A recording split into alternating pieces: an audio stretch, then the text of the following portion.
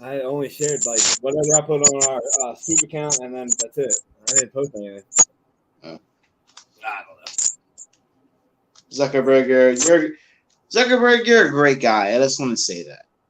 It says my post was from. Hold on, they banned me for posting the New York Knicks thing. I mean the Nets, the Brooklyn Nets. What? Whatever. Whatever. We're on YouTube and we're on audio, so they gotta listen to that. We're a little late here. You ready to go? I'm ready to go. Let's get these. Let's knock them out.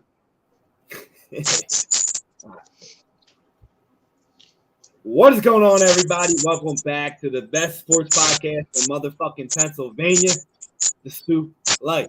As always, if you guys want to get all the information that we put out there, all the sports knowledge that we put out there, follow us on Facebook at our Facebook group, The Stoop Life. Check that out. Now, today we got an episode that we're going to make some money. And when I talk about money, you guys should know what's going on in the sports world, and you should know that we're going to be talking to you about UFC 276. Now, I'm extremely excited for this fight card because from bottom to top, this fight card is absolutely a banger of a card. And Paul, you excited for this card? I know I am, man. We got 2 championship fights on this card. We have a third fight from a championship fight. We have like a trilogy fight. Then we got the Beast at the main event. This is great. I can't wait. Yeah, I mean, we got 2 title fights on here. One's one of the most interesting fighters to watch. The other one is the third fight trilogy of Max Holloway and Alexander Volkanovski. And I'm excited about that fight. I'm excited about the undercards too. We got Pereira versus Strickland. We got Sugar Sean back in there, and we got who's the other fight on there? I'm forgetting. Disrespectful. You're probably lost Barberena. But yeah, I want to start off different. I want to actually start off with the undercard because we got 1, 2, 3, 4, 5, 6 fights on this undercard that are all phenomenal fight cards. We got the first card I want to talk about. We got Brad Riddell with Jalen Turner. I want to talk about this fight because Brad Riddell is part of the team from Volkanovski and Israel Adesanya out of New Zealand. And this guy's a baller, man. And he's an underdog. He's a very decorated kickboxer, too. He is, man. He's sitting at 10-2, 5 knockouts. But he's going up against a guy, Jalen Turner, who's 12-2 with 9 knockouts. I think this fight could be fireworks.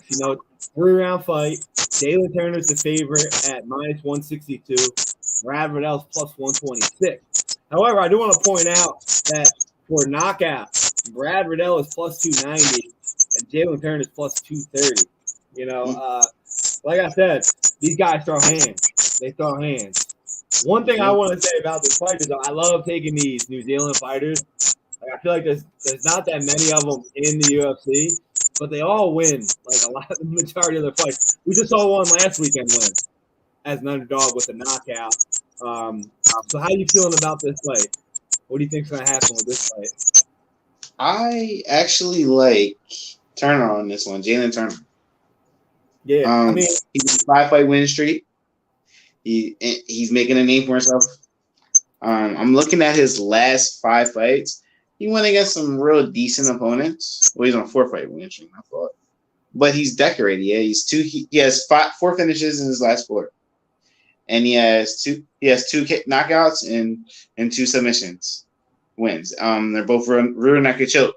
So he's very well rounded with his game. So I'm actually gonna go for Turner on this one. The guy seems like I think he's been in the UFC a little bit longer than yeah, he's 6-2 in the UFC. 6-2. Phenomenal. That's all that matters. That the record you're in, the record you have in the company, and he's looking good. I agree with you. One thing about Jalen Turner is very long. He's coming in with a 77-inch reach to 71 for Riddell. And that's a huge reach advantage for guys that want to throw hands. I watched Jalen Turner's last fight, and he was a guy, he could do all of it. He could do clinch, stand up, everything. Brad Riddell is a guy, like I said, he throws fucking hands, and he's accurate. That's one thing you get out of that camp. You get accuracy. Those guys in that camp are very fucking accurate, and they're hard to hit. They're hard to hit. That's why he's 10-2. He's 2-0 in the UFC. I like your pick with Jalen Turner, but we're gonna start this podcast off. I'm gonna go against you. Okay. I'm actually going against you because, like I said, I like the New Zealand fighters, and I like the way he fights. I like his accuracy. I like his durability. I'm actually gonna go with Riddell knockout here. I like a Riddell knockout, but if I was betting this fight straight up, you can bet the way the fight's gonna end, and I would put money on the fight to end by KO. Because I think one of them's going to knock each other out. So I feel safe to bet this fight by KO. But I'm going to take Brad Riddell. I have Turner by submission. Yeah, that's a high. Plus 700. I'll take that. I'll take those odds. I'm not complaining there. I mean, hey, you never know. Like I said, he's a guy that can go to the ground. He's very long. Very well. When you're fighting guys that are throwing hands at you, too, like when you're better at them in a certain, technique game, why not win it? That's the problem. A lot of these UFC fighters, when they're young, they don't use their advantage a lot. They want to beat the other person at the other game. Well, we'll see. We'll see what happens in this. Because if he beats him at his game, he's better than Riddell at wrestling. So why not just take him down? So I like that. Paulie going with the plus 700. I'm going with 700. I'm going with the plus. We're not telling you to take our picks. We're just influencing you. Yeah. Do your own research on them because, these fights it's minus 162 plus 126 for a reason. That's a close fight. That's like a toss-up. That's what I was saying on the other fight cards, how they were everyone's messing me, what's your pick? I'm like, dude, look at the odds. They're minus 120, minus 115, minus 130. I don't fucking know. They're that close. And, look at the last fight card. There were 12 fights on it, and 10 of them were knockouts. Can you imagine if you bet all them? You want a fuck ton of money, but you couldn't even get that. Odds are insane for a reason.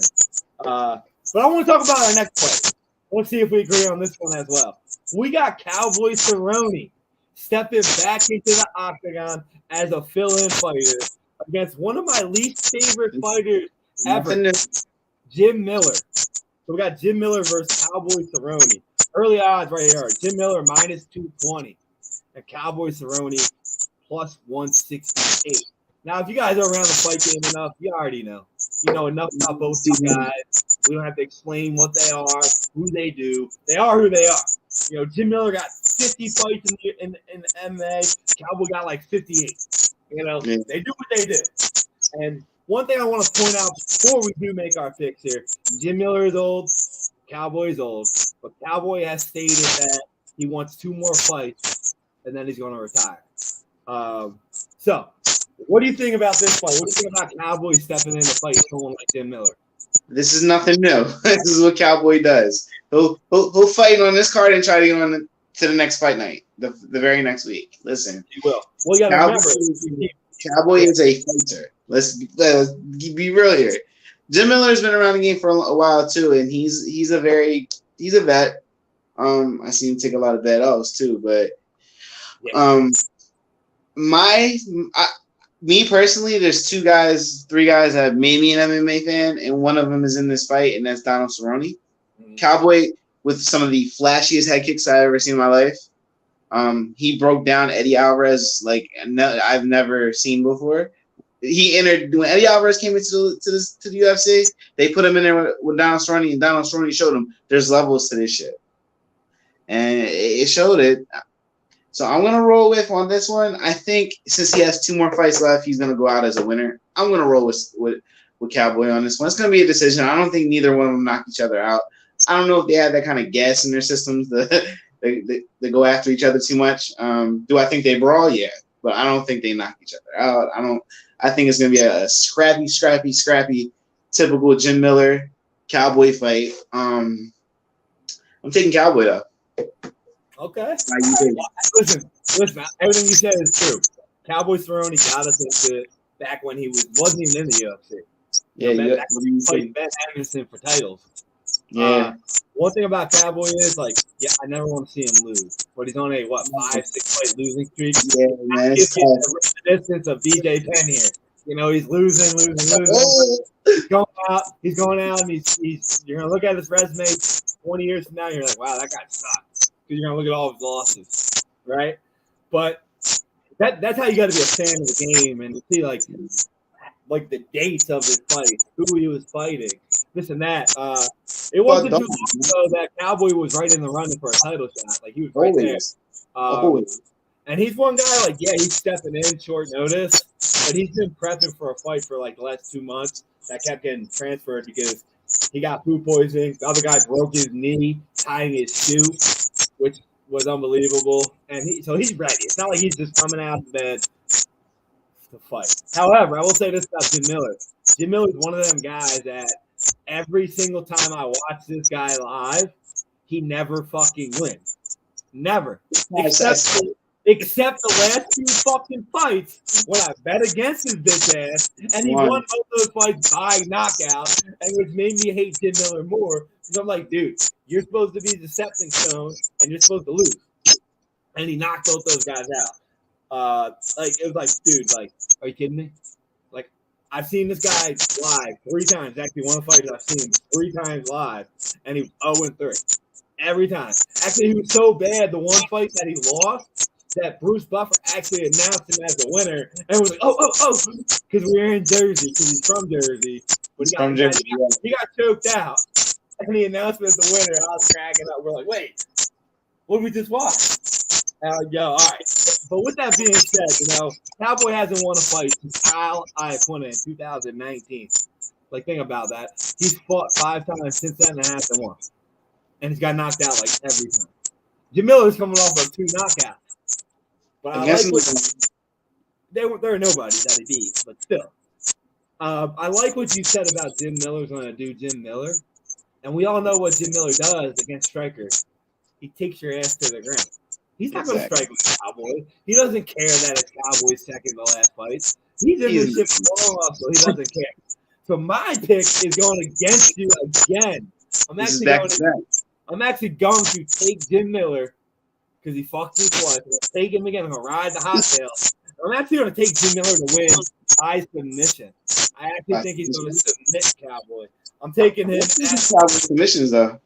His ground game's still good. He really hasn't been submitted. Like, I didn't look up the exact number, but I've never seen him get submitted maybe like once or twice. He always gets a body shot that shakes and rattles his ass during the fight, and he gets stopped. But he's never been submitted, I believe. This is one guy that isn't going to strike with him. That's the thing. Like, I don't see Jim Miller striking with him. And even if he does, Jim Miller got like that old man fucking jaw. It's like he's going to have to get him with the head kick to knock him out, which absolutely could happen. And I'm taking Jim Miller at plus 350 for submission. Always rolling with Cowboy. KO plus 450, which is great odds. Not bad. So if I would also bet this fight, I would bet this fight to not go the distance. The 2 favorites, the favorites are points. Yeah. I just feel like either Jim Miller's going to take him to the ground and submit him, or Cowboy's going to hit him with a head kick and knock him out. Like that's possible too. I don't think Cowboy's going to let any of his next 2 fights go to the judges. He's going to finish both of them or get finished. That's just how I see Cowboys playing it out. So I don't know. I see not the difference on this fight. So we'll see. Next fight we got this guy coming up. We got another fan favorite. Everybody remembers him from The Ultimate Fighter. We got Uriah Hall versus Andre Muniz. Now, I love this fight. First of all, I love Uriah Hall. First and foremost, he's arguably one of the most likable guys in the UFC. He's such a respectful man. He's a real martial artist. First, like Tiger Showman type shit, which he trains out of. Yeah. Explosive, can knock you the fuck out. Fast.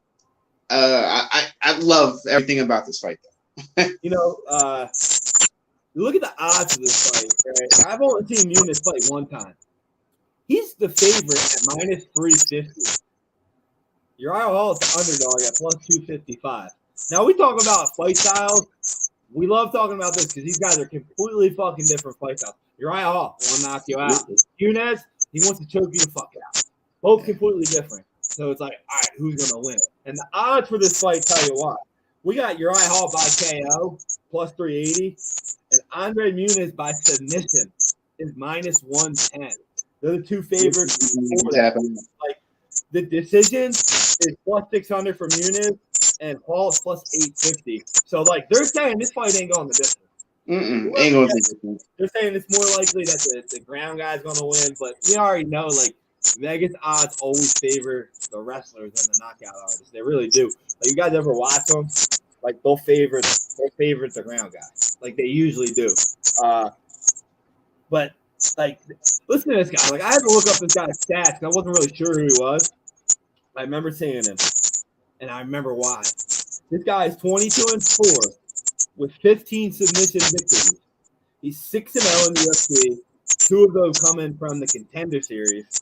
But he submitted Eric Anders and Ronald Souza. So, like, if you're able to submit that guy, I'm probably gonna have to ride with you because that guy's a fucking legend. You know, I'm taking your ride on this one, brother. You ain't gotta ask me. We 0-3 on the opposite. I'm saying Ryan Hall gets his ass submitted in the first round. He's going night. His old ass going night, and he's gonna go over to Bellator. That's what I'm But he fought 2 guys like Jacare is not Jacare of 2007. But I mean, I'm not gonna knock the guy. I mean, Eric Harris, he's not as great either. He's but Uriah is still explosive. But who would you rather have? Would you rather have those 2 guys he submitted, or the last 2 wins that Uriah Hall had? He hasn't had actually a top level win. His last 2 wins were against Chris Weidman and Anderson Silva. Like, I know Chris Weidman broke his leg, so he didn't even really win the fight, and Silva like left the UFC after. So it's kind of I'm going with the odds here. I think he did decent against Sean Strickland. So I mean, he was in there with some great some good fighters, but but like that was a guy that like choose your style here. Like I guess I'm going on the Vegas style here. I think the wrestler's going to take him down because he's not going to wrestle with him. So we're 0-3 on each other right now. So this is crazy. 0-3. So you got your eyes by knockout. Yeah. And I'm going submission. So guys, fight to go the distance. No. That's the play. So I'm marking it down for my FanDuel account here. We got 2 more fights I want to talk about. One more I want to talk about mainly. We got my man who is, Irish's next hope, Ian Gary, going up against Gabe Green. Now Ian Gary's on the team. I forgot he's on the team. I think this fight is underrated. Like Ian Gary is 9-0. Okay, he's 2-0 in the UFC. He's an up and comer. Like he's one of the next guys that they project to be a title holder. No, he's a beast. That motherfucker's like the thing is, he's only the -184 favorite. That's it. The other guy's plus 142. So I had to do a little bit of research on this guy and see why. I'm like, all right, last fight Ian Gary was -650. The fight before that, he was -900. Now he's -184. And I'm like, all right, let me look why. So I looked up the guy, looked him up. This guy's pretty damn good. This guy is well-rounded as they come. He's 11-3. He has 4 knockouts, 6 submissions. He's 2-1 in the UFC with a KO. Mm-hmm. But he was not KO. The loss was by decision. Now, the one thing that stuck out to me here, which helped me make my decision for who I was going to pick, strikes landed versus strikes absorbed. Gabe Green, he lands 6.28 strikes per minute. Ian Gary lands 76% of his punches, but 4.6 per round. Now, this is the big number. Strikes absorbed. Ian Gary absorbs 3.1, where Gabe Green absorbs 6.6. The fucker gets hit, that means. That fucker likes he likes the bro. I've seen Ian Gary. When Ian Gary hits people, I'm going for my guy. He can knock you the fuck out. Like, I'm going for my guy, yeah. My only question here is, again, a young fighter, both of them. Gabe Green, hungry, is way better than Ian Gary on the ground. Yes. His corner, his training camp could be, don't swing, take his ass down. And Gabe Green, like I said, he has 6 submissions. So if I'm Gabe Green, I'm going for the takedown. I'm going for that takedown early and often. But Ian Gary does not listen to his number. His number's crazy. In his 9 fights, he's been taken down 1 time. I was just about to ask you. There's only been 4 attempts on him. That's it. 4 attempts. They're 1 for 4. He had 0 ground strikes landed on him.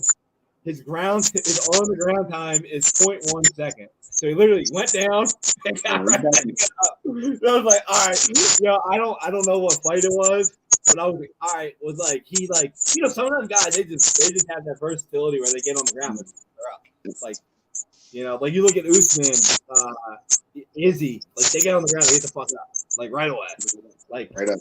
So I mean, this fight, let's see if we're even. Who you got? I got Ian Gary by knockout. All right, I like it. So you're going with Ian Gary, knockout plus 300. The fact that you said that, we're finally on the same page because I'm going Ian Gary knockout as well. However, I'm more confident in taking a double chance on this fight and doing Ian Gary by knockout 4 points at minus 110. Or not, plus 110, sorry, plus 110. Even money compared to plus 300. But yeah. I like the knockout too. I think he's going to get more comfortable in there. He's going to take a step up that ladder. Well, next fight I want to talk about, not that old, not that long. We got Maycee Barber, the 24-year-old phenom that they want to win fights. They want him to be the next Ronda, going up against a vet, Jessica Eye. Now we got Maycee Barber, minus 310, Jessica Eye plus 230. One thing I want to point out about this is Maycee Barber is 10-2, and she's 5-2 in the UFC. Jessica Eye is coming off 3 straight losses, but she's a veteran. So what do you think about this fight? I'm going for Maycee, man. I got to rock with her on this one because Jessica Eye is just a vet. At this point, just a stepstone. Yeah. She had her moments before where she would go on a 2-fight win streak, then they put her in with a dog and she gets knocked the fuck out. Yeah, I agree. I got to roll with Maycee on this one. Boring fighter, but I like it. The other fights on the card we don't care about. You guys can get those picks. We're not wasting any more time on it because we got the fights that we need to talk about. We need to talk about these fights. Let me show you guys. Look at this main card here. What we got? Come on. Let me see. All right, so look at this main card. We got Alexander Volkanovski, Max Holloway, Israel Adesanya, Derek Connor. Come on, internet. Strickland, Pereira, Lawler, Reina, Munoz, O'Malley. I want to talk about the fight that I actually care about the most first. I want to talk about Alexander Volkanovski and Max Holloway. Third fight between these guys. Like, do we even need to really break it down? Do we even need to break it down? I mean, we know they're going to bring toward each other. These guys are fighting for a third time for a reason. So I mean, they're made for each other. I think Max has the right mindset, but the wrong mindset for this one too. I think he's going to go in there and try to take his fucking head off, which is against Volk. You don't want to do that right away. Yeah. So I think that it's a good and bad thing that he has that mentality. Like, yo, I know I have to finish him to win. Yeah, I mean, I agree with you there, but a lot of times Max is a veteran. He's a smart fighter. He's putting the mindset in Volk's head, maybe that early. Listen, Max's last 2 fights, absolutely phenomenal. Like, you would be like, yo, how's this guy not the champion? Like, he landed a record amount of punches on Calvin Guitar, and he didn't knock him out, but that's because that guy had like a steel jaw and he had like a plan in his head. Like, he did a fight night, and he just faced him, and then he fought what's called who else did he fight? Yair Rodriguez. That was a hell of a fight. Like Yair was like one of the 1970s Mexican boxers, and it's like, yo, this dude just don't go down. You know, it was unbelievable. And then you got Volkanovski, who absolutely annihilated Tang Sung Jung, which was obviously supposed to be his Max Holloway fight. But everybody remembers that Ortega fight where he almost got submitted twice. Yeah. His face was beat red. It was beat red in that whole. I still don't know how he got out of those submissions. He's a pro. Yeah, I'll say this. One thing going into this fight, he's not going to have to worry about that. He knows what Max is going to do. Max is not going to switch his game up. No. I think that might be a problem in this fight. And it also might be a problem for Volk because what if Max does switch something up? What if he adds a leg kick in a little more? You know, it might change a lot. Like Max Holloway fights away for how he fights. Volkanovski is a fighter that's still growing. So the odds for this fight, we got Alexander Volkanovski at the favorite at -200. Max Holloway plus 154.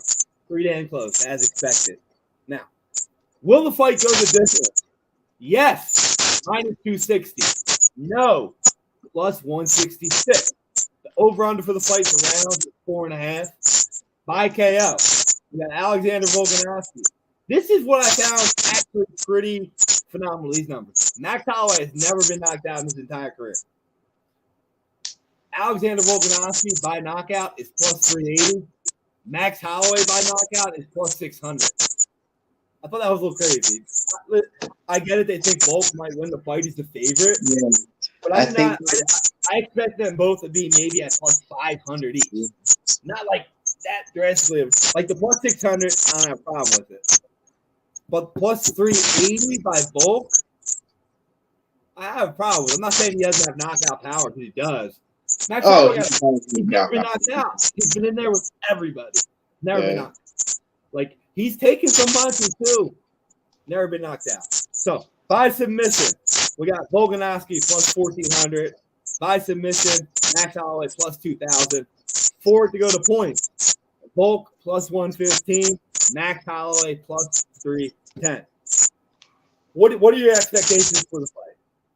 I expect fireworks. One thing about Max, he's what we call in boxing a volume puncher.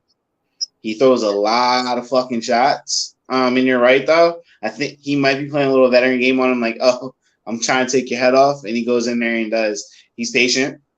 He throws shots to the body, kicks to the body, kicks to the leg, and Volk's like, where the fuck this come from? Like it. I think this fight is going to be just like 1 and 2. It's to me. See, number 1, I did give Volk. Number 2, watching without the volume on, I slightly gave it to Max, slightly, because he did press. A lot of times I can't look at the numbers, but you're right. I took what you said as well, and you were right. You were right what you said in your text messages about the leg kicks, this and that. You're 100% right. I'm gonna honestly, I think Max can pull this one off. Absolutely. He has to do something different, and I think he is. I just hope that he doesn't go in there and think I'm going to take his fucking head off. Just because he's bald, I'm going to take his fucking head off. Yo, listen, bald Volk is different, bro. I'm telling you, he's different. He's fucking different. But Max Holloway, I will never recommend to you to bet against Max Holloway. Never. But at the same time, I'm not recommending you bet against Alexander Volkanovski. That's why I'm not. This fight is not on any of my actual parlays or bets. I'm not even gonna live bet this fight. I'm just gonna watch this fight as a fan because to be honest with you, I love both of them. I love both these guys. I really do. I love the way they fight. I love their attitudes. I love everything they do. Everything they say. I love it. Like Max Holloway with his kids, bringing them in. I love it. Volkanovski, respectful to every single fighter he's ever fought against. Fighters that are in the game still. Love it. With that being said, I did watch the fight as well. And I had the volume on, but the first fight was definitely Volk. It went exactly like I said it was going to do. All of you that are watching that lost money, Ed Max Holloway, when I told you Volkanovski's rugby ass was going to come in here and kick his legs down and win, should have listened to me then. Fight 2, I picked Max. I picked Max on the bets. I thought Max was going to beat him because he's going to make adjustments. Now, 50-50. There's 50% of people thought Max won, 50% of people thought Volk won.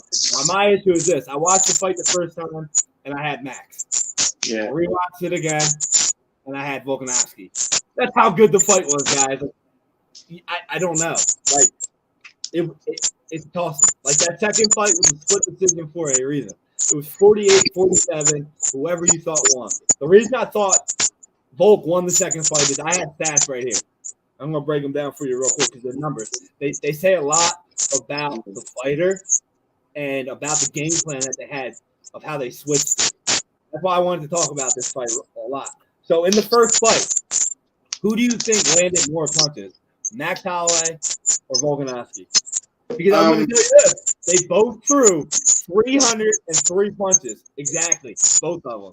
Who do you think landed more punches in the first fight? I think landed more punches from watching without the earbuds or just the volume on. A lot of shots that they were throwing were hitting each other's gloves. I'm honestly, I still would say Volk did. Exactly. So Volkanovski landed 153 punches, and Max landed 134. Not a big difference, but you break it down per round, it averages out. It's a difference. Now in the second fight, who do you think landed more? They roughly threw the same exact punches. Volk threw 272, and Max threw less at 268. So everybody always thinks Max Holloway's the volume puncher here. Volkanovski was the one that was actually throwing more. So who do you think landed more punches in that second fight? I think Max did. That's what everybody thought. But Max Holloway only landed 102 punches, where Volk landed 137. Both fights, Volkanovski was at 50%, 50-51, and Max was at about 38-39. Wow, he was landing at a low percentage. The thing I'm breaking down, I want to make a point here, is that Volkanovski does a lot better job at not getting hit. Yes. He has better head movement, where Max Holloway is straightforward. So if he comes straightforward, tries to knock him out at that 50%, numbers, Volk rate, landing to 38, that's not a good idea. It's not a good idea, but it might be his way to victory. He might have to. Now, I have another stat here that I want to break down in the fight. How many leg kicks do you think Volkanovski threw and Max threw in the first fight? I think Volkanovski threw at least 20 in the first one. He probably landed about 18 of those motherfuckers. Max, I don't think threw one in the first fight. I don't remember him throwing. I remember this very vividly in the first fight. Every single time Volkanovski stepped out, his combo, he hit him with one or two leg kicks. Yeah. You don't probably remember why. You have to watch it and look for it, because he hit him with them little Justin Gaethje kicks. Max Holloway landed 17 leg kicks out of 26. So he threw 26, landed 17. Volkanovski, this is the reason why Max Holloway wasn't hitting. Volkanovski threw 75. He landed 75 leg kicks. He threw 93. So that's the reason why Max Holloway was hitting, because every time he stepped in to throw, Volk hit him with a combo of leg kicks. They broke that front leg down in the first fight. Now let's transfer to the second fight. The second fight. How many do you think Volk threw in the second fight? Not a lot. So you said 93 he threw in the first one? 93. He probably had I don't even think he threw half of that in the second one. If I can guess. He threw more. Really? He threw 101 leg kicks. You know what? Maybe when I watch it, I'm looking for the leg kicks that he's not throwing punches well with. Like, he's just throwing bang. The thing that people don't watch with Volk does not throw body or head kicks. Yeah, he doesn't. He will kick the shit out of your fucking calf. Yeah. And he will break your calf down early and often. He's probably the best leg kicker in the UFC right now. That's how good he is. Like, people don't even realize he's throwing leg kicks, and he threw 101 of them. He landed 77 of them. But I want to point out this is something that Max Holloway did better. That's what I'm talking about, switching the game plan. In the second fight, Max threw 55 leg kicks. He landed 31 of them. So he basically doubled his output of leg kicks. Yeah. And that's why the fight was closer, mainly in rounds 1 and 2 and 3. That's why they were closer, because he didn't throw any leg kicks in like the 4th round, 5th round, in the championship rounds. But it was pretty good. So I also have fight 1. Everybody knows Volk won. Fight 2 is the important one because it was split decision. So strike landed in round 1 in fight 2 was 19-19. They both landed 19. But however, Max Holloway was pressing, right? Remember that first round? He was pressing. He didn't land any leg kicks in that first round. But he pressed him. Pressed him. In the second round, Max Holloway outthrew him 22-1. I had it on the fight card. I had Max Holloway 2-0 after the first 2 rounds because he was pressing, he was landing more. Now in the third round is when I started switching it up. But it's still this round could have went either way. Volkanovski outlanded him 25-15. He landed 20 leg kicks in the third round. like 20 of his, that's unbelievable. Unbelievable. He just leg kicked the fuck out of him. He did. Now, what won the fight for Volkanovski was round 4 and round 5. Round 4, he struck him 34-16, and he had a takedown. In round 5, he outstruck him 37-23, and he had 2 takedowns. That's why Volkanovski won that fight on the judges, because he beat him in those final rounds. And based off how they see it by numbers and stuff like that, even though you watch it live, when we rewatched it, I had no idea those numbers were what they were. You know, like I looked at it, I looked it up, like holy shit, like that's pretty crazy. You know, that the numbers were that. The takedowns were huge, but like them leg kicks, man, like they slowed Max Holloway down at the end. Like he wasn't landing at all. Like he went from landing the first 2 rounds at about 80% to like 30%, 20% in the final 3. So like, if Max Holloway cannot stop the leg kicks, his accuracy is not going to be there. So I 100% see what Max Holloway is talking about, that he wants to finish this fight early. So I mean, if he can't do that, I don't know how it's going to be. But we'll see. I mean, one thing I didn't say here is he didn't attempt any takedown. He was 0-4 in the first fight, Volkanovski. In the second fight, he was 3-9. So he attempted more takedowns because he realized he didn't want to get hit a lot. So it's another game plan. So I'm curious to see who's going to be here. So what's your final breakdown of this matchup and who you got? I'm going to go with Max on this one. I think he's hungry. He doesn't want to lose to a guy 3 times. It's hard facing somebody 3 times, let alone beating them 3 times. So I think Volk this time has to really show us, like, okay, there's another element to my game as well. So I think right now I'm going to roll with Max on this one. I think he's going to grind him out for 5 rounds. I don't think he actually is going to need the knockout. He just got to do what he does. That's all. I'm not arguing with you there. I think that was one of my plays. I think he needs to get him in there and knock him out. Volk ain't an easy guy to knock out at all. Nah. But, you know, there's always first. Volkanovski's on a 21-fight win streak. That don't mean it's going to keep going. You know, sometimes it might end, especially when you're going up against the all-time great. But with that being said, I'm going to go with Volkanovski getting the first knockout of Max Holloway. I'm going with the knockout here. Believe it or not. Max? Yeah, I think Max is gonna try and come in and like listen. See this right here, baby? You don't fuck with this. Ball head knock you out. Yeah, you might headbutt him. I'd like Volk. I think Volk is evolving. I think out of both these fighters, the only one that's improving their overall game is Volk. Like Max Holloway's the best at what he does. Yeah. There's no argument. He's the best forward puncher, this and that. But I think Volk's he's gonna let him come in. He's gonna kick him and take him down. I think he's gonna have 5, 6, 7 takedowns this fight. And honestly, like I was actually gonna throw some money on a submission for Volk, but like you said, he's never shown that part of his game before. So maybe he does in this fight. I think that's what he's gonna end up doing, is showing that part. If he wins, he's gonna show him and take you the fuck down. Yeah, I mean, Max is slouching the ground. Yeah, he's not. I mean, he's not. He has a submission, Max. But he hasn't had to use it either.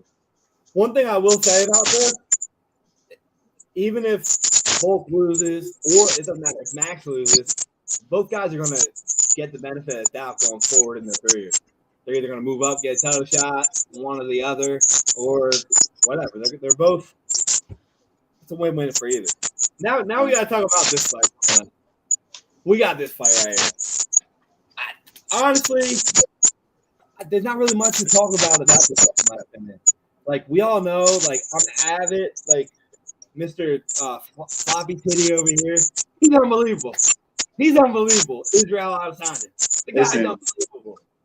This is my favorite fighter in the UFC right now. I will say this. I used to not like him, but I've been watching a lot more of his videos and how he talks. He's an intelligent guy. Very intelligent. I'm starting to like him a lot. Like, he's legit, like, a real dude. He's 22-1.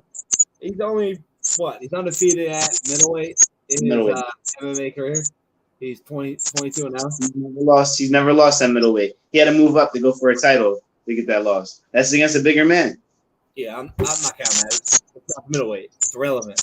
The bigger man that he lost to isn't. This guy's a bigger man. Kanye's a beast. Like, this guy is a fucking tank. But hell yeah, it's too. I want to make a point here. If you guys look at the reach advantage right here, like, it's a 3.5 reach advantage, 44.5 to 41. Like, if you go into a fight strictly being a fighter like Kanye, where you want to knock somebody out, and you got a 3-inch reach advantage on somebody like Izzy, let alone 5 inches of height, you're not winning that fight. Like, I give Kanye respect for getting to this point of his career to where he's getting a title shot, but I just don't. I don't know. Maybe he's gonna be like Glover Teixeira and lose the title shot at like 36 or whatever he is, and then come back in 10 years. Because I personally don't see how he even comes close to winning this fight, because Kanye's a knockout guy. He's 15-5 with 10 knockouts. You got to touch Izzy to knock him out. Yeah. Like, even Bobby Knuckles last fight didn't really touch. Couldn't touch him. He just gave him a rough fight. Yeah. I mean, I think we're in agreement here on this fight. But let me give the odds before we give more of a breakdown. We got Israel Adesanya is the favorite at -480. Kanye plus 330. Will the fight go the distance? Yes. Plus 104. No. -136. The over/under for the fight is 4.5. For it to go over, -122. For it to go under is -106. So if those odds don't tell you how you're going to pick, then I don't know what does. But Izzy by KO, plus 170. Kanye, plus 600. By submission, both of them, plus 2,600. Throw that away. Like, they ain't going to the ground. That'll be like the last fight when Glover lost. He got submitted at the end. The guy was plus 2,600, and he submitted him 30 seconds. Killed everybody's best, Yuri. But 5 points. Israel Adesanya, plus 125. Cannonier, plus 900. So give me a little bit of a breakdown for you for the fight, and then let's take our picks. Listen, you said it already. You got to touch Izzy. I love what Cannonier did with himself. He did evolve as a fighter. His body, one thing we have to point out, you can tell he has a very different work ethic from when he fought Anderson to now. Look at him. He's in great shape, right? But Izzy is the perfect fighter. Perfect striker, excuse me. That's what made me a fan of him. He's very technically sound, great jab. He's very patient. Izzy sets traps in the cage that you can't see coming until you step in the trap. He's like Anderson Silva. Like he'll go against the cage, but I think he's a little slicker. He'll go against the cage, he'll come forward and bang, by the time you step foot, he's already hitting. He's the perfect striker, and I can't see Cannonier touching him. You got to be fast, technically sound. You got to really be at that level of an Israel Adesanya. Izzy he's different, man. He's like being in the Matrix. I love watching him. I get picked on because of how much I fucking love Izzy, bro. This is my favorite fighter. I'm telling you, Izzy's gonna knock him the fuck out.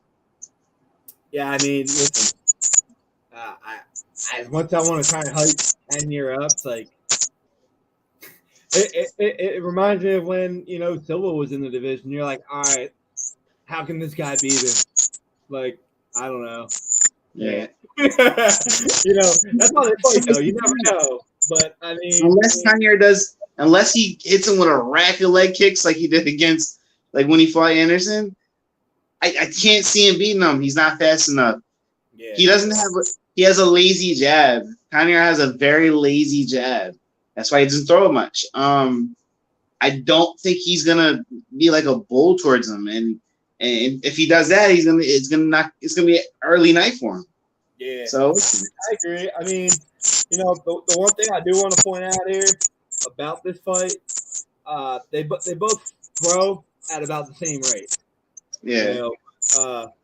Israel Adesanya absorbs almost a strike and a half less than Cannonier at like 2.25, which is phenomenal. Like I said, you don't hit him. But this is the number I want to point out. 90% of the strikes are standing for Izzy, and 74% are standing for Cannonier. We've already seen these guys come in here and try to fight Izzy standing. You don't win that fight. You don't win that fight. Cannonier's not a clincher, and he's not a ground game. It's just, I don't know. But we'll see what happens. One thing about Cannonier is he doesn't get knocked out easily either. He doesn't know. He's got 2 knockout losses on his resume, but he can take a beating. He can go deep into fights. He can definitely take some pain. Yeah, I agree with you there. Yeah. This.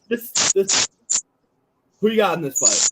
How you Izzy, easy. By knockout or points? Izzy hasn't had a finish in a minute, so I think he's in there. Like, I don't know if he's looking at Connor like, oh, why is he in here with me? But I think he's in there to make a statement to be like, yo, I'm still Izzy, bro. Like, I'm still the champ for a reason. This is what I want to point out about this fight. I want to make a note about this for all my people that live bet. The Strickland-Pereira fight. If Pereira wins that fight, live bet, knockout by Izzy. Lock that shit in. If Pereira wins, he's going to get Izzy next. Izzy going to knock this guy out real quick. However, if Strickland wins, it doesn't really excite Izzy. Even though they were just arguing with each other at the press conference, I think Izzy might not be worried about making that statement fight because he knows whatever. So I wouldn't, but I'm saying, I'm not going to say he's not going to win by knockout. But I'm saying, Pereira wins, I guarantee a knockout. I think he mops Pereira. But Sean Strickland, if we're talking about a guy who a great jab, like I just said, a lazy jab from this one, Sean Strickland has one of the best jabs in MMA. So I mean, that'll be a little bit more of a difficult fight for Izzy, I think. And by the way, Sean Strickland ain't scared to take you down. That'll be a really, really more of a difficult fight than Alex Pereira. I'm not sold on Pereira at all. I haven't been. No, I'm just saying because everybody knows the storyline. We're going to talk about that in a minute here. That's what I'm saying, though. My pick, though, like you said, he hasn't had a finish in a minute. I'm going to go to Izzy knockout as well. I think Izzy gets a knockout here. I think he makes everybody remember who the fuck he is. Because everybody's talking, like he didn't win the Whitaker fight because he didn't finish him. Izzy's all about flash. He's not like the George St. Pierre or them guys back then where they just want to practice and get better. Izzy wants flash. And this is a perfect guy that's going to be coming forward that he can knock out. So I'm going Izzy by knockout. So now we got to talk about the other fight. We got Sean Strickland versus Alex Pereira. The winner most likely getting a title shot after. Now, the big thing is Alex Pereira. Everybody's like, Alex Pereira, they either know him or they see the highlights because UFC wants this motherfucker to win like there's no tomorrow. However, Alex, he's 5-1 in MMA, 4 knockouts. He actually knocked out Israel Adesanya back in 2017, and he also beat him again in 2016 in kickboxing. So he's 2-0 against Israel Adesanya in a different sport. And they want that guy to win because they want to see them fight again in an octagon. However, this is something I want to point out. The odds on this fight. The odds on this fight have changed. So the odds opened up. Pereira was the favorite, minus 160. Sean Strickland was the underdog at plus 140. People like me saw that and were like, give me that money. Now the odds are even at -113. That's the difference between Vegas and all-time can tell you, yo, this guy's going to win. Compared to like UFC fan odds, like Strickland's pretty damn good. He's also a guy who is 20-0 at middleweight. Yeah, he hasn't lost yet, man. He's never lost to middleweight. So I mean, breaking down the fight, we already broke it down a lot. You know, Strickland's a guy that is going to come forward. He's going to dirty box you. 90% of people that I talk to don't like this guy because he's very cocky and he says some weird shit. I find him hilarious. I think he's funny. I don't know. I think he's great. He's a dirty boxer.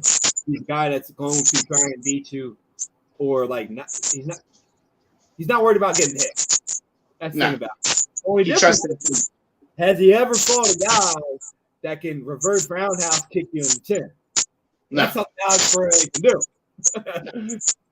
You know, what do you think about this fight? You like this matchup? First of all, I want to say I do like Sean Strickland because he said if you want to be an MMA fighter, you want to make your money, don't come to UFC. He kept it real. He's a real one. First and foremost, you're a real one, so I already respect you. Now, Sean Strickland, though, like I said previously, great, probably the best jab in MMA right now.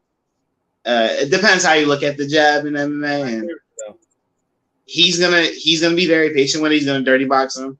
Pereira, he had the spinning roundhouse kick, but again, you have to get close to him at this point. You have to be able to like use that. And I think Strickland's a veteran. He knows how to smother guys like this. I got Sean Strickland winning a UD. As much as I would love Pereira to win and Izzy win, and Izzy says, listen, I'm tired of people talking about you. But I think Sean Strickland's just a better fighter. Yeah, I agree with you there. One thing I want to point out is, like, you got to hit the guy, right? The difference between Strickland and Izzy, Strickland's in your face. He's just that good at defending punches. He actually has an 84% strike defense, which is absolutely phenomenal for a guy that lands 5.33 strikes per minute. However, Pereira, on the other hand, lands like 5.86, which is pretty good. I'm going with you as well. I think Strickland is going to win by decision here. I'm taking that as well. But we'll see. We'll see what happens. Maybe Pereira will win. We'll get a knockout. I don't know. I'm going with you as well. Strickland decision. Middle shot versus Izzy, which would be fun. Now, we got another fight on here that I think is going to be a pretty interesting fight. Actually, it might be the best fight on the card. To be honest with you, we got Robbie Lawler versus Bryan Barberena. Now, if you guys know anything about these guys, you know Robbie Lawler. You know Robbie Lawler likes to go in there, throw fucking hands, knock your ass out, and bleed. Bryan Barberena is Robbie Lawler. Just not as like he doesn't have the accolades. At least he fights the same exact way. That's why the odds for this fight are Robbie Lawler at +120, Barberena +110. The odds on this actually switched. It started off the opposite. So, like I said, these guys throw hands. We all know what Robbie Lawler does. Now, if you guys are not familiar with Bryan Barberena, go watch Barberena versus Matt Brown. That's exactly what this fight is going to be. Talking about war. So, I mean, if you guys want to watch the fight, it's the second card on there. Usually, in a UFC event, the second card sucks. The second fight sucks. I'm going to guarantee you that the second fight on this pay-per-view with this fight is not going to suck. It's going to be a freaking haymakers. So who do you got in this fight? I'm going with the former champ, man. He's fresh off a win. He retired Nick Diaz, bro. Yeah. He retired him. He made Nick Diaz say, fuck this shit. He quit on the fight. He said, I'm done. I ain't got no more for this guy. He said, I ain't fucking with him right now. Oh, we were all like, yo, what is going on? He was like, he did the no mind. He said, I'm done. I can't take this shit no more. He retired him, but one thing you're right about, this is going to be a barn burner. These guys love the fight. These guys are what we call a phone booth fight. Yeah. They're going to be mad close to each other. They're going to be throwing a lot of shots, a lot of haymakers, nothing technical. If they someone goes down to the ground, all it's going to be a lot of punches getting thrown down there too. So I'm going to roll with the former champ on this one. Brian's a great fighter, though. I do love his heart. You bring up the Matt Brown fight, and I wanted to bring it up too. That was war. That was nothing short of war. Problem is, Brian's 33 years old, so maybe that youth against the 40-year-old. Robbie Lawler might be turning himself into a 40-year-old when he walks in there. He's been through a lot of wars. Even against Nick Diaz, man, as much as he was mauling him, Nick was hitting him with everything. Yeah, it was just so slow. Remember how it was strong, man. It was nothing. It was just like, let's go. Like I said, I'm gonna go with the former champ. Yeah, I agree with you. I got Robbie Lawler. I'm actually gonna go Robbie Lawler by knockout here. I think it's mid-knockout because I think they're both gonna get hit so many times. It's gonna knock out. Now the last fight we gotta talk about. We got Sean O'Malley versus Pedro Munoz. Now, this fight actually interesting because I looked at it and I'm like, oh, man, Pedro Munoz sucks. He's a garbage bum. He's a has-been. And then we were actually looking into some of the stuff about Pedro Munoz. So the odds are Sean O'Malley minus 350, Pedro Munoz plus 250. By KO, O'Malley plus 160, Munoz plus 750. Submission, don't even bet it. And by decision, plus 170 for O'Malley, plus 550 for Munoz. Now, first thing I looked at this card was like, another old guy going in O'Malley. That's what I looked at. Me and Paul were talking about this fight earlier, and we were kind of looking it up. And Paul was like, tell me why I think O'Malley might get knocked out. And I was like, it's this weird feeling. I have this weird feeling that first of all, Sugar's feeling himself. Sean O'Malley's been feeling himself for the past 6 months. And when he went, it kind of reminds me of the Marlon Vera fight a little bit. Like a crafty veteran going in there against a young guy who's supposed to be the star of the sport. I think, I don't know why. I feel like Munoz can definitely pull this out. But, I mean, it's still Sugar to me. Yeah, listen, I think Sugar's the guy that, going to win the fight. Guys, look at some of these stats. So he's 19-7. Okay, of those 7 losses, listen to these losses. Dogs, stray dogs. Rafael Assunção, Jimmy Dog. Rivera, Dog. John Dawson, Dog. Frankie Edgar, Dog. Aljamain Sterling, Dog. Jose Aldo, Dominic Cruz. So, he's lost every single one in there. If you are a MMA fan, you know every single one of them. And every single one of them will probably, with the exception of Johnson, Rivera, sometimes they never won, but they might all be in the Hall of Fame one day. They're all good. They're all savage veterans. And I was like, holy shit. Another stat I looked up. So in the last 5, he's 1-4. But in the last 10, he's 5-5. Jeez. But the only thing that separated me here and made me confirm my pick was Sugar Sean O'Malley to win. I'm taking him a double chance here by KO or decision. I think that's the only way he wins. I'm going to double it up. But this is what actually shielded for me to be confident in a knockout. My man Pedro gets hit. This might be the worst number I've ever seen for a guy on a main event. 6.09 strikes absorbed per fucking minute. Jesus Christ. Terrible. Oh my God. And Sean O'Malley lands 8.26 per minute. He roughly lands 125 strikes in a 15-minute fight. He's going to hit the fucking shit out. The last 3 fights, he's had 3 knockouts, 2 of them late in the second round. One of them they had to stop because the guy was just going to die out there. The guy with the colored hair, whatever the hell he was. So I mean, listen, Sean is going to be remembered by his Tito loss until he's not. And I think it's going to be one of them fights that's going to catapult him. He needs to finish this fight. He needs to knock this guy out because all the other guys that fought him, they knocked him out. Actually, I lied. They never knocked him out. So all the guys that he lost to, they all won by decision. He's a tough fight, man. This guy's never been finished. Think about that. He's never been finished. So if O'Malley can go out there and hammer on the O'Malley hits and finish him, could be his moment to catapult him and actually get him like up there to fight some good fighters. So that's why I'm going double, because I think this guy's 35 years old. Might be his time to get finished. So we'll see. I mean, who you got in the fight? I feel like O'Malley's gonna lose. He's gonna lose, but you know what though? I think he's gonna pull this one off because he needs it. So you're right. He does even catapult, possibly get him. This can get him a title shot. I'm gonna roll with O'Malley on this one. Yeah, I agree there. And it's gonna be by knockout because he absorbs a whole lot of punches. So exactly, like that's 1609. That's terrible.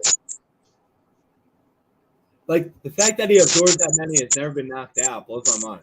Like, listen, you only have this for a long time. This chin right here can only take so much. That's why I'm thinking, like, I'm looking at his numbers. I'm looking at, the way O'Malley fights. And I'm like, all right, the UFC might have set this up, knowing, like, all right. Yeah, I think they know what they're doing.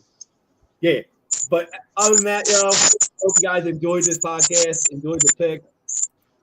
Because we got a lot of phenomenal fights on this card. A lot of them, like from bottom to top. Got great cards. I'm excited for it. Hope you enjoyed our picks. Go win some money. Want to win some money, Paulie? I might put a few suckles down. Live bet, baby. Live bet. Yes, that's where I win at. All right, y'all. Thanks for listening. Enjoy the fight on Saturday. Peace out, Paulie. See you.